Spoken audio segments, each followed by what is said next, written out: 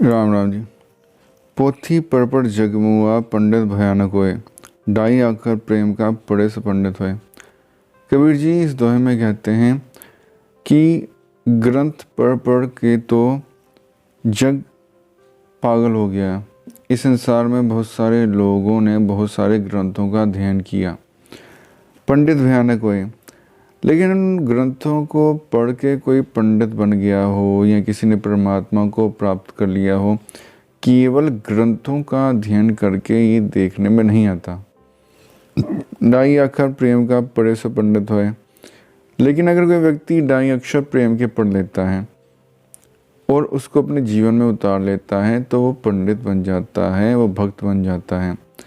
कबीर जी उन व्यक्तियों पर कटाक्ष कर रहे हैं जो व्यक्ति ग्रंथों के पढ़नों का अहंकार कर लेते हैं कि मैंने इतने ग्रंथ पढ़े हुए हैं, श्री 1008, श्री 108 उपनिषदों का मैंने पाठ कर रखा है, मैंने वेदों का अध्ययन कर रखा है। जो व्यक्ति इसका अहंकार करते हैं उन व्यक्तियों को कबीर जी ने धिक्कारा है कि उनका जो पाठ था वो तो उनके मन को प्रेम में डुबोने वाला बनना चाहिए था, उनके मन में प्रेम भाव लाने वाला होना चाहिए था। पूरे संसार में उनको परमात्मा की झलक देखनी चाहिए थी, लेकिन उन्होंने तो संसार को ही दोरम दर्जे का मान लिया कि मैं उत्तम कोटि का हूँ और जो बाकी व्यक्ति हैं वो इक्का दुक्का में आ जाते हैं। मुझसे बड़ा कोई नहीं है, मैं सबसे श्रेष्ठ हूँ। इस अहंकार में वो सारे व्यक्ति अपने को मदमस्त कर लेते हैं, वो अहंकार में चूर होते हैं। इसलिए उनको बोरा कहा है, उनको पागल कहा है कि वो तो इस अहंकार में ही जीते हैं कि मैंने इतने ग्रंथों का अध्ययन किया है। लेकिन अगर कोई व्यक्ति एक भी ग्रंथ का अध्ययन ना करे, क्योंकि कबीर जी जुलाहा जाति में उत्पन्न हुए थे और उस समय बनारस में जुलाहा जाति के लोगों को ग्रंथों को पढ़ने की इजाज़त नहीं थी।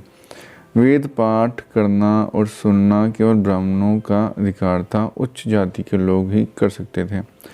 लेकिन कबीर जी ने परमात्मा की भक्ति में लीन होकर सब ग्रंथों को जान लिया, समझ लिया और ब्राह्मणों के प्रश्नों का उत्तर भी उत्तम संस्कृत में देने लगे।